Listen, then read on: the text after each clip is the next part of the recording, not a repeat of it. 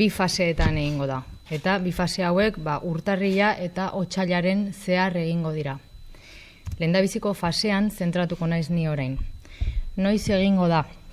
Urtarrilaren 10-tik 25-era bitartean izango da epea, irekia, biztanleak beraien ekarpenak egiteko. Urtarrilaren 25ean arratsaldeko 3etan bukatuko da epe hau. Nork parte hartu dezake? Getxon erroldatua dagoen 16 urtetik gorako edozein herritarrek. Getxoko erakundeen erregistroan izena eman duen edozein erakundek. Eta Getxon helbide soziala edo establezimendu iraunkorra duen edozein elkartek, fundaziok, sindikatuk, enpresa elkartek, profesionalen elkargok, zuzenbide publikoko korporazioak edota beste erakunde motak.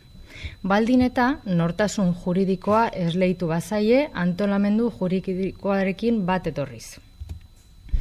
Ze motatako proposamenak aurkeztu daitezke prozesu parte hartzaile honetan?